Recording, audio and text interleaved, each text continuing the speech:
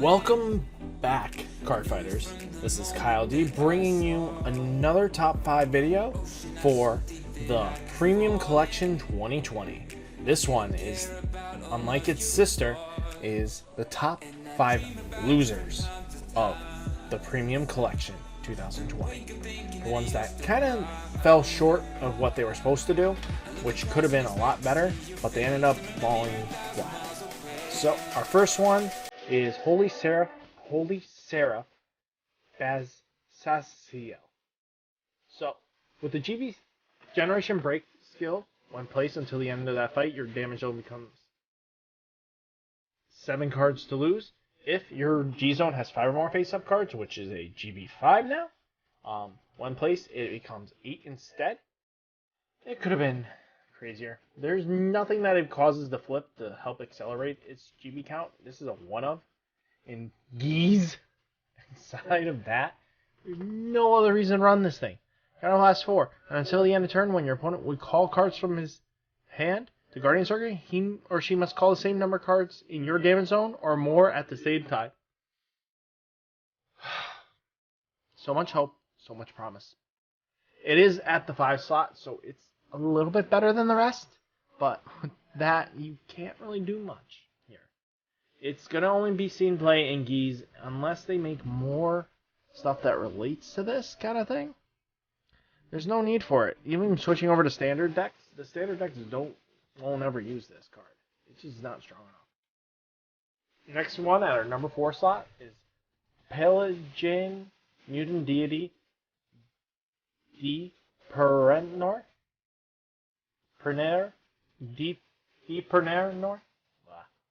I don't like these names. They're really hard to pronounce. When it attacks, counterblast, turn a card from your G-Zone face up. Your opponent chooses 3 face down cards from his G-Zone. Turn them face up. For each card with power turn face up, 3 of your front row units get plus 15 until the end of turn. Ugh. What can I say about this card? There's reason it's in the number 4 is plain and simple. Greydora. Greydora is the only stride you need to go into 24/7, 7 days a week in Premium. This card is going to be probably placed in at 1. Max. It's not going to be seen play further than that. Even if you add standard stuff, Greydora is just 10 times better, and that's why. So, here's our number 3. Hero D of Zenith Marduk is great. It could have been better. This is Genesis grade 4 stride of the Premium Collection. So when your Vanguard attacks, if your Vanguard's grade 3, Counterblast, Soul Blast 6, stride this card on your Vanguard from face down as rest.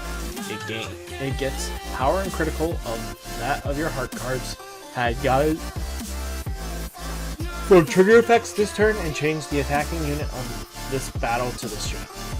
I mean, it's great. It can go off at the beginning of your grade 3 turn, but sadly enough, just falls short. It's great.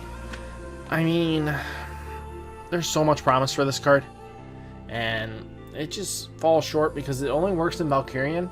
Himiko can't really use it because... Actually, wait. No, she does apply the trigger effect, so Himiko could use her too. But again, you either are going to be playing it in those 2 decks and nothing really else. None of the premium versions of this Genesis deck would ever play it. Then we have the Entering Flower Princess, Sana Dre. What can I say? Katrina was lost, and this is now your replacement. This is literally here because if this card is face down and you and your opponent's Vanguard are grade 3 or greater, counterblast 1, retire 2 tokens, strike this card from your hand. On your Vanguard, this unit gets plus 10,000 a crit until the end of turn. Good! That's great. It's gonna help out Asha, the Musketeers and Standards, and then... what is the dragon? It's something Marin. That dragon, it'll help that. And here's our number 1 loser. Our big loser, Vulnerable Verve Federica. You had so much promise. Well, abysmal Bermuda again. Everybody else seemed to get a better stride if they had a garbagey one last set. Well, they piled this one on top of it. So, when placed, reveal the top 10 cards of your deck. If all of them have different card names, call up to 5 face-down mermaid cards with power and different card names. Rub your G-Zone to rear, and until the end of turn, they get plus 15 and can attack from the back row. And then they get put back, so they're a GB Accelerator. In a complete Highlander build, mind you not. It's not worth it. This card takes the cake on losers because it has to be put in a Highlander build with all your triggers being different and being more restrictive than anything else. When you're going to make a Geese-like card, this is what happens. They didn't want to make a broken card. They just made a garbagey card. So, with that, guys, please smash that like button if you like this video. Subscribe if you aren't subscribed. And leave a comment down below. And until next time, see you in the next one.